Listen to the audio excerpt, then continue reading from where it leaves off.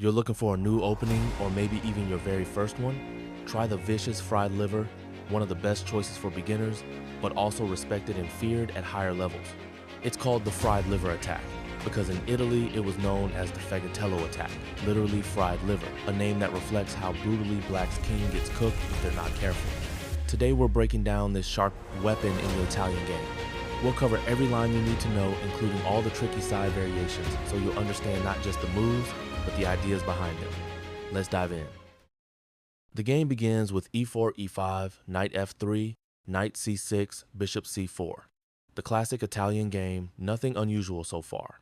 Then comes knight f6, the two knights defense, and this leads to exactly what we want.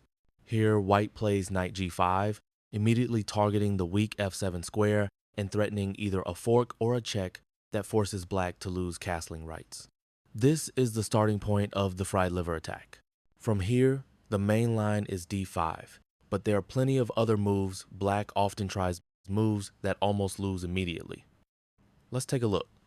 The second most popular move for black is bishop c5, ignoring the threat and going for the aggressive Traxler counterattack. Here, black tries to tempt you into taking on f7 with the knight, which would fork the queen and rook. But then the Traxler continues with bishop takes f2, a sacrifice to rip open your king. The usual line continues, king takes bishop, then knight takes in the center with check. You're forced to move the king, and the queen joins the attack. From here, black actually wins about 63% of games. The Traxler is extremely complicated and not what we want against beginners or even stronger players. That's why instead of knight takes f7, the best response is bishop takes f7. This forces the black king out to e7 or fate, but it doesn't matter, your bishop drops back to c4, black can't castle, their king is exposed, and you're a pawn up. Another defensive try is queen e7, seeming to cover f7. This move is more common on an amateur level because the move doesn't defend f7. White still takes the pawn, bishop takes f7 check, then king d8, and you drop your bishop back to b3. If black is a complete amateur and instead takes with the queen, then you recapture with your knight, the king takes, and you have a clean 4-point advantage. You also leave the black king exposed in the center. What about knight takes e4? This greedy pawn grab looks tempting but is incredibly dangerous. It seems like black's knight is hanging, but after d5, black forks your knight and bishop, forcing you to give one up. Black is completely crushing and that's bad, so let's back up a move. Because here's where things started to go wrong. Can you spot the winning move? Is bishop takes f7, white drags the king out to e7. Now comes d4, striking in the center. It seems like the pawn is just hanging, but black has two main problems, and they can't solve both at once. And the moves e takes d4 as well as knight takes d4 don't solve the problem. The first problem is that the e4 knight is hanging and black can't take your knight on g5 to solve this problem, because after you recapture with your bishop, your opponent faces this skewer and should just resign. The other problem is that you can always put your bishop on either d5, c4, or b3, and you threaten this fork. If black takes on d4 with the pawn, this is one of the worst choices possible because you drop your bishop to d5, you threaten this knight, you threaten this fork. Black can't capture this knight because of this skewer, and you should win this easily. If the knight takes on d4, the position similar after c3 and knight back to c6. Stockfish suggests to play bishop b3, but for simplicity, I would suggest the second best move bishop d5 again. Let's rewind a bit. When black tries h6, you capture the knight in the middle, they capture your bishop, you push the pawn to d5 to push the knight away, and you don't have a material advantage, but they have an exposed king that can't castle anymore. And finally, what if black tries h6? This move is very popular, played in over 400,000 games.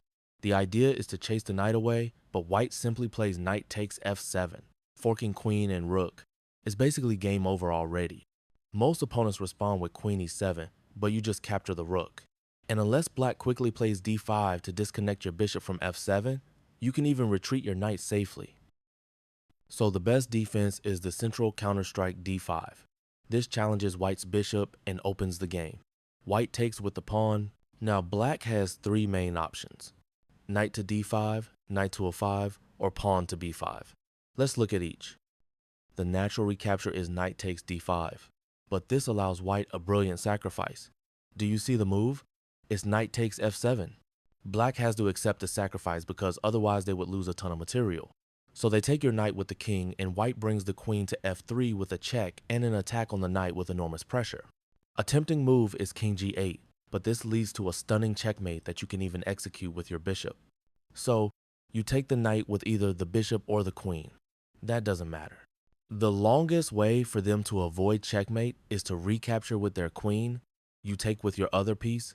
They can still put their bishop in between your bishop or queen and their king, but it is undefended and you get your new achievement for checkmating with a bishop.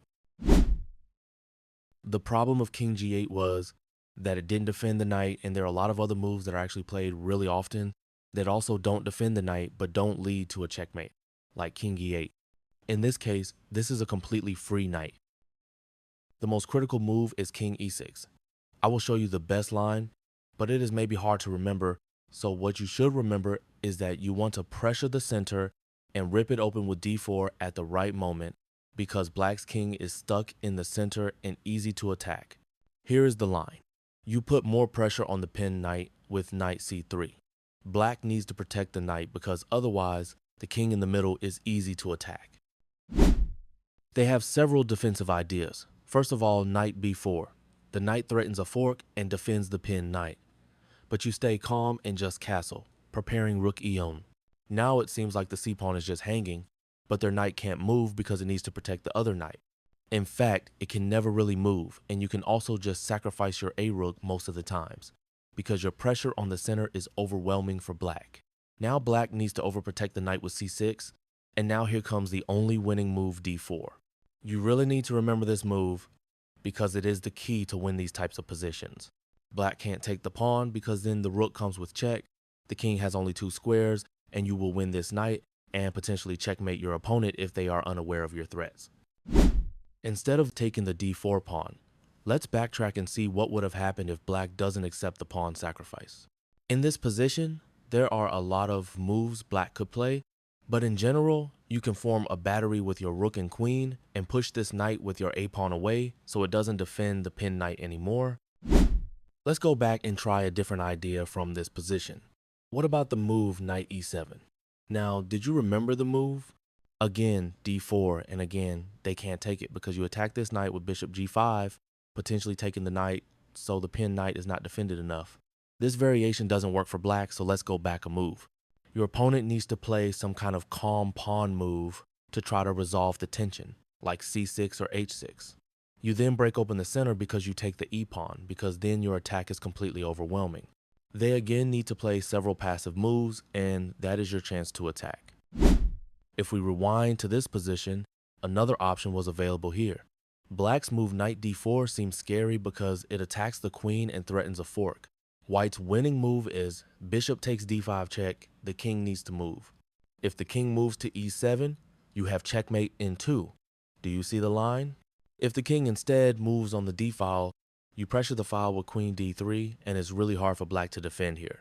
If your opponent is a little bit stupid, maybe this happens. Instead of knight takes d5, black can try knight f5, chasing the bishop. White checks with bishop b5 check. If c6, then you trade the pawns and drop your bishop back to d3. White is safe and has an extra pawn. The second most played move after the bishop check is bishop d7, and you defend your bishop with queen e2, just holding the tension. The thing is, black can never take your bishop because of this fork, where you will win a piece. The most aggressive try is b5, kicking the bishop away. Black tries to bait you to take the free pawn or to take the knight, and you would end up with a slightly worse position. Instead, Stockfish suggests to play the crazy move bishop f1, and I have no clue why. You can also play the much more natural move bishop e2 or bishop b3. Black usually proceeds to recapture the central pawn, and you get a tempo with knight c3 and you just have a game of chess.